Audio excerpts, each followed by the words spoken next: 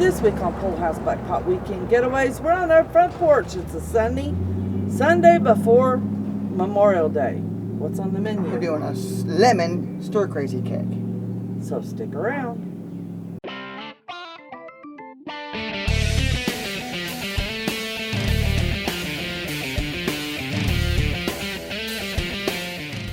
Well, welcome back if you've been watching us, or welcome if this is your first time for Pole House Black Pots.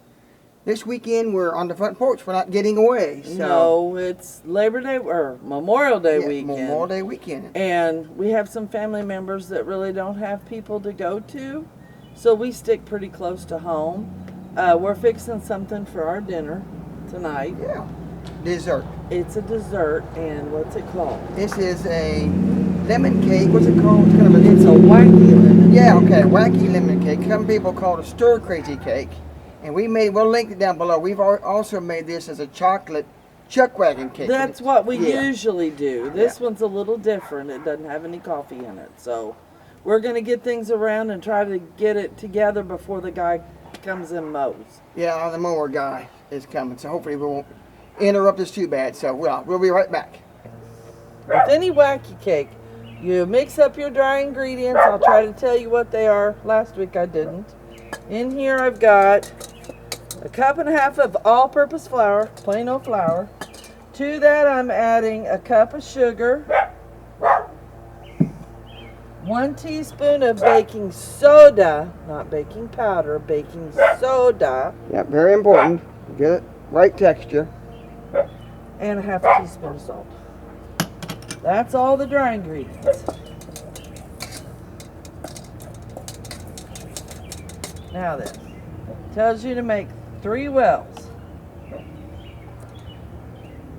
In the biggest well you put 5 tablespoons, which if you know the math, that's 1/4 of a cup plus 1 tablespoon of cooking oil, whatever your favorite cooking oil is. And in the next well you put in the zest of 2 lemons and the juice of 1 lemon. Oops, I'm leaving some of my zest. And if you'll notice, it's bubbling. Why is that, Angel? Because it's activating the baking soda. Yeah, for you. And then in the littler well, you put in a teaspoon of vanilla, which is about a cup and a half full.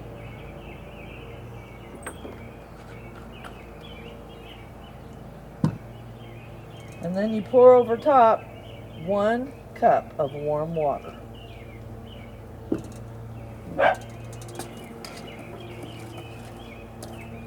Now, if you have an allergy to egg or milk, guess what? You can eat this cake. That's right. Or if you happen to be vegan, you can eat this cake. Now, if you have a gluten problem, sorry, Aunt Suzanne. Now, that's a pretty easy thing. Yep. Now, it's an 8x8. We're doing something we've never done before. And that is we're putting my Pyrex in here with a rack. You want to look at that? Yeah, we're doing a round rack. Get it up off the bottom of the Dutch oven. I'm pretty sure that rack will keep my Pyrex from breaking.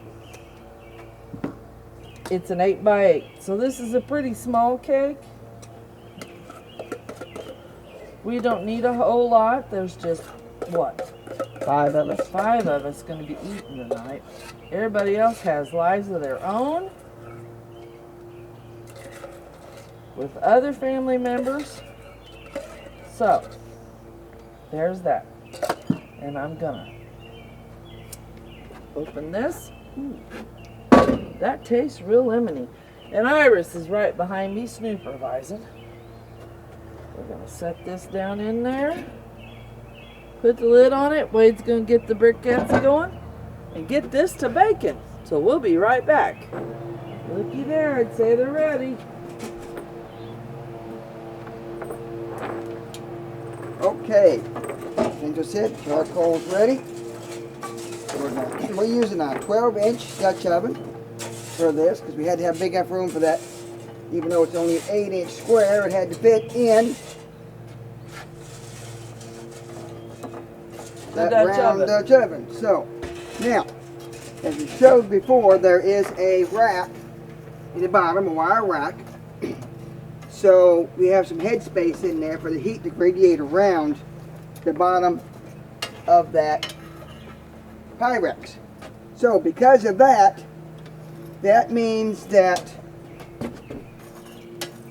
we will have more heat going up and getting on top as you would if you just put the Dutch oven right, you know, your cake right in the actual Dutch oven itself. So what that means is we're going to actually put 2 extra charcoal that would normally be on top onto the bottom to keep some of the heat lower down. Well, so, and not only that, the rack raises that just a little bit too. yes. So it's closer to the top of the Dutch oven, the lid of the Dutch oven as well. In some cases, if you had something that's going to be very tall and you were cooking with something like that, you actually would need to use a deep Dutch oven, which would be, in this case, would be the 8-quart, which we use some, but usually it's used more for soups or stews or something like that. So, or breads, if you make a bread that's going to be very tall. Yeah, you need a little headspace so you don't get too much on top and then top gets overdone. So hopefully that won't happen to us today. So then on top we're doing regular ring around the top, 4 in the middle, kind of a checkerboard. That should be plenty of heat on top.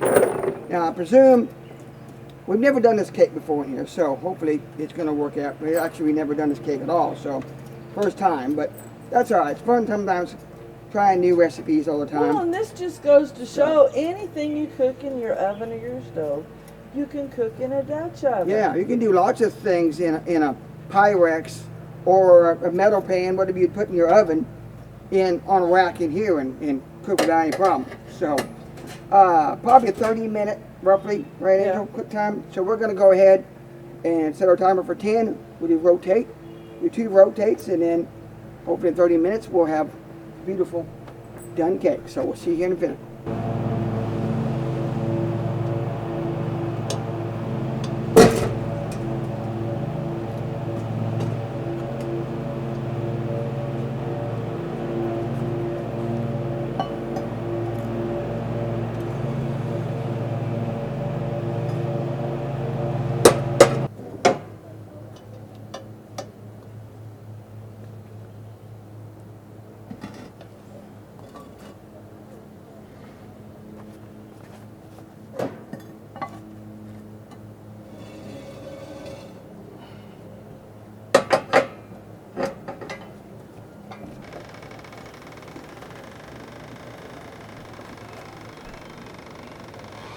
Looks like it might be about done. We'll put a toothpick in it real quick.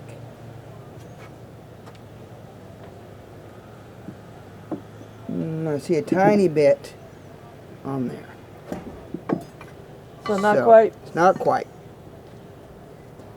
Okay, this has a glaze over top of it, which is going to allow us to use our lemon that we had Already zested. zested.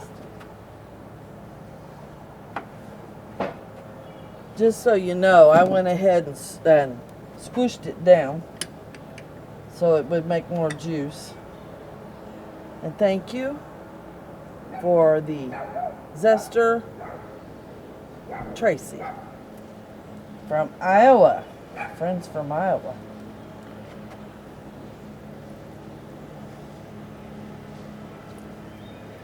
Ooh, that's juicy.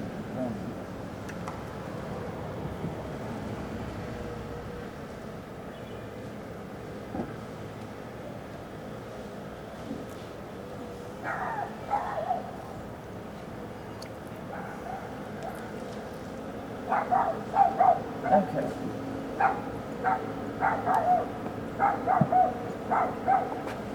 Mix that up. It's a simple glaze. Only 2 ingredients. You have to put the glaze on after it's totally cooled. They actually have you doing slices and putting it on the slice, but we think it's going to be better on the cake itself.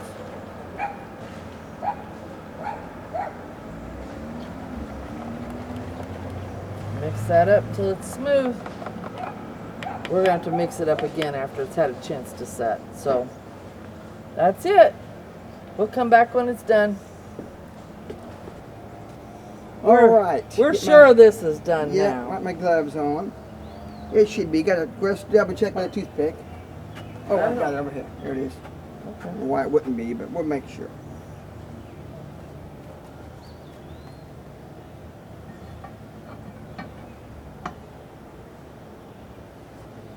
It's coming away from the sides. And yes, it's done. Now, he's going to go to the trouble of taking it out. We'll put a rack down. And I'm going to go ahead and get my fingers down in here. I got room here to do it this way. That way it can start cooling properly out of the heat as you pull it out of your oven. So. Alrighty. We're going to let it cool completely, glaze it, and then we're going to actually take it to where we're eating. This is our dessert. Over at my brother's. So we'll see you then. Alright, see you in a bit.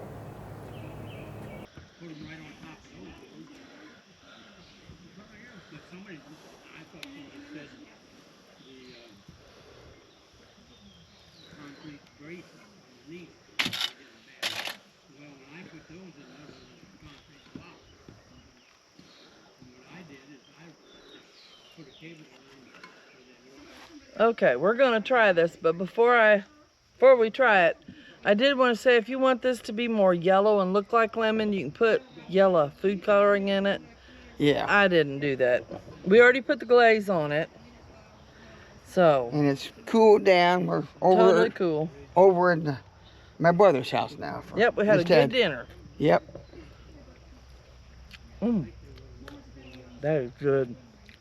Plenty. Looks like it's gonna be. Looks like it's plenty moist, doesn't it? It is. All right, my turn. Here, I'll feed it to you. All right, I can film. Nice and lemony. It's a good keeper.